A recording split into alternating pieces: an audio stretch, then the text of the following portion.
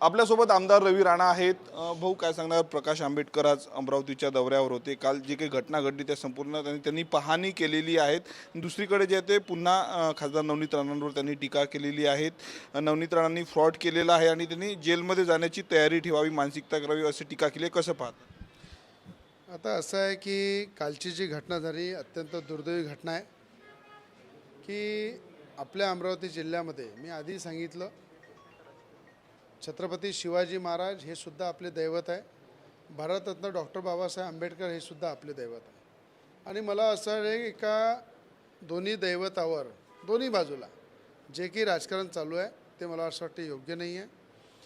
कालची जी घटना झाली त्याच्या आधीच जिल्ह्याचे पालकमंत्री चंद्रकांतदादा पाटील यांच्या उपस्थितीमध्ये जिल्हा अधिकारी, पोलीस आयुक्त, SP, विभागीय आयुक्त आणि काही आंबेडकरी अनुयायी की शिवभक्त अशा एकत्र बैठक झाली।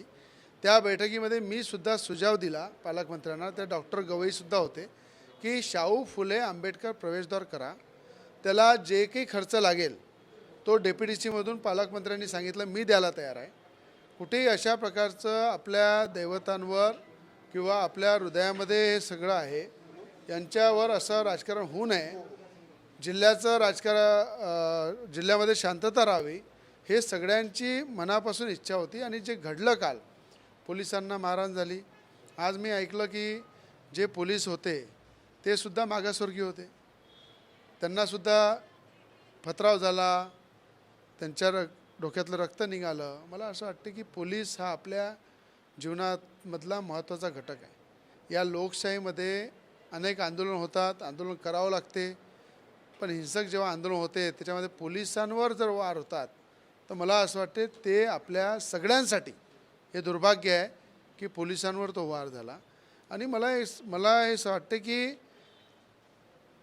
आपल्या ज्या लोक तिथं आंदोलन करते होते ते आंदोलनकर्ते खूप समजदारीनं आंदोलन करत होते।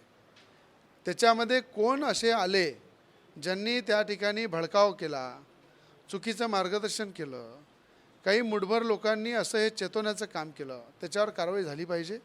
आणि मी या मताचा आहे, एवढा वाद एका गेटसाठी मी आतापर्यंत 100पेक्षा जास्त गेट उभे केले, 10-15 बाबासाहेब आंबेडकरांच्या पुतळ्याची स्थापना केली, 150-200पेक्षा विहारं स्थापित केली, 150-200 मंदिरं स्थापित केली, त्या ठिकाणी बाबासाहेब आंबेडकरच्या भगवान गौतम बुद्धांच्या पुतळ्याचं सौंदर्यीकरण केलं, त्या ठिकाणी कोणी कधी वाद झाला नाही।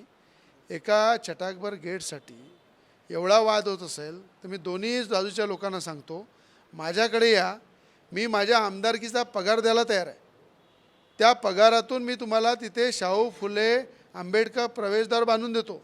पण अशा प्रकारची जिल्ह्याची बदनामी, पोलिसांना मारहाण, अशा प्रकारे जिल्ह्याचं वातावरण खराब होणारं आंदोलन हे कोणीच करू नये। हा जिल्हा आपला आहे, हे आंबेडकरी जनता पण आपली आहे, शिवाजी महाराजांच्या विचाराचे लोक पण आपले आहे, बाबासाहेबांच्या विचाराचे लोकसुद्धा आपले आहे। आणि हा एक परिवार आहे, कुटुंब आहे। या कुटुंबामध्ये जर असा एकामेकावर वार जर झाला तर मी तुम्हाला सांगतो याच्या जिल्ह्याची बदनामी तर आहेच, पण जे मुठभर काही लोक आहे जे इलेक्शन जवळ आल्यामुळं राजकारण करत आहे यांना माझा सल्ला आहे की जातीपातीचा तेढ निर्माण करून राजकारण करू नका, एकोप्यानं राहा आणि शांततेनं राहा। तो एक प्रश्न आहे, प्रकाश आंबेडकरांनी म्हटलेला आहे की खासदार नवनीत राणा लवकरच जेलमध्ये जातील, त्यांनी फ्रॉड केलेला आहे, कसं पाहता त्यांच्या टीकेला? असं आहे, प्रकाश आंबेडकर साहेब अत्यंत ज्येष्ठ आहे, त्यांचा मी आघाडीमध्ये असताना त्यांनी मला पाठिंबा दिला होता आणि मी सुद्धा त्यांच्या उमेदवाराला अनेकदा पाठिंबा दिला आहे। अनेकदा आम्ही सोबत इलेक्शन लढलो, ज्याला रिडोळची आमची युती जी झाली होती त्याच्यामध्ये RPI सगळे एकत्र होतो आणि प्रकाश आंबेडकर साहेबांनी नेहमी मला आशीर्वाद दिला। आणि मला असं वाटते की ते मोठे आहे, खूप मोठे नेते आहे, त्यांचा आदर आहे, सन्मान आहे, आणि कुठं ते असं काही बोलत असतील तर आम्ही त्याचा पण आदर करतो की आमच्या काही चुका झाल्या असतील, काही आमच्याकडनं काही घडलं असेल तर त्यांनी आम्हाला कान पकडून आम्हाला सांगावं की हे चुकलेलं आहे। पण ज्या कास्टूटनी कमिटीनी, सुप्रीम कोर्टच्या गाईडलाईननी जी कास्टूटनी कमिटी बनलेली आहे त्या जात पडताळणी कमिटीनी एकदा नाही 3-3, 4-4 वेळा नवनीत राणाच्या बाजूला निर्णय दिला. अनेक लोकांनी तक्रारी केल्या, अनेक लोकांनी ब्लॅकमेल करायचा प्रयत्न केला, पॉवरचा दुरुपयोग करण्याचा प्रयत्न केला, पण त्या ठिकाणी सुप्रीम कोर्टच्या गाईडलाईनप्रमाणे जात पडताळणी कमिटीने 3 वेळा जर होम इन्क्वायरी, व्हिजिलन्स सगळ्या प्रक्रिया पूर्ण केल्यानंतर, हायकोर्टाच्या निर्देशाचं पालन केल्यानंतर 3 महिन्यामध्ये सगळ्या चौकशा करून पुन्हा हायकोर्टामध्ये रिपोर्ट दाखल केला की नवनीत राणा या जातीचे आहे. याच्या संदर्भातल्या सगळे कागदपत्र, होम इन्क्वायरी, व्हिजिलन्स सगळ्या प्रक्रिया आम्ही पूर्ण केलेल्या आहे. त्याच्यानंतर सुप्रीम कोर्टामध्ये स्थगिती आली. स्थगितीनंतर त्याच्यामध्ये दोन्ही बाजू त्या ठिकाणी ऐकून घेतल्या. त्याच्यामध्ये जवळपास 300 वर्ष जुने पुरावे, मला वाटते माझा पण जन्म व्हायचा होता, प्रकाश आंबेडकर साहेबांचाही जन्म व्हायचा असेल 300 वर्षाआधी, त्यांच्या दादांचं आझादीच्या पहिलेचे पुरावे हे 30-40 पुरावे आम्ही त्या ठिकाणी सुप्रीम कोर्टात दिलेले आहे, हायकोर्टात दिलेले आहे, कमिटीवर दिलेले आहे. त्या सगळ्या पुराव्याच्या आधारावर जो आता सुप्रीम कोर्ट निर्णय देईल तो आम्हाला मान्य आहे. म्हणून मला असं वाटते खूप घाई केल्यापेक्षा आदरणीय प्रकाश आंबेडकर साहेबांना विनंती आहे की जे दूधचं दूध पाणीचं पाणी आहे ते आदरणीय सुप्रीम कोर्ट कायदेशीर देईल, जे देईल त्याचा आदेशाचं पालन केलं जाईल. शेवटला प्रश्न, जागा वाटपाचा तिढा अजून सुटलेला नाही महायुतीचा. तुम्ही देखील एनडीएचा घटक म्हणून जागा मागितली होती, परंतु आता केंद्रातील नेत्यांनी सांगितलेलं आहे की आता सध्या शांत राहा, विधानसभेला बघू असं बोललेलं आहेत शिंदे गटाला आणि सोबतच अजित पवार गटांना. तुमचं काही बोलणं झालं का, काय सांगणार?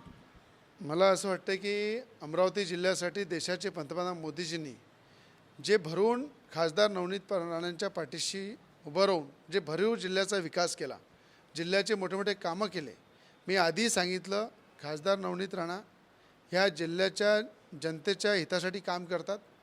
त्यासाठी जर देशाचे पंतप्रधान मोदीजी, देशाचे गृहमंत्री अमित शाह साहेब आणि राज्याचे उपमुख्यमंत्री देवेंद्र फडणवीस साहेब जो काही निर्णय घेतील त्या निर्णयावर युवा स्वाभिमान पार्टी विचार करून पॉझिटिव्ह त्याच्यावर निर्णय घेईल, अशा प्रकारची मानसिकता आम्ही केलेली आहे. त्यांच्या निर्णयाची वाट बघत आहे.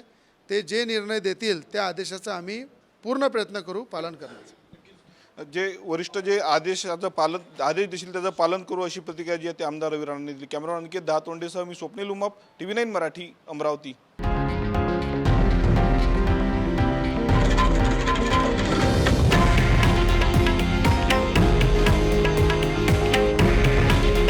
हे आहे देशातील नंबर 1 न्यूज नेटवर्क आणि आपण पाहत आहात TV9 मराठी.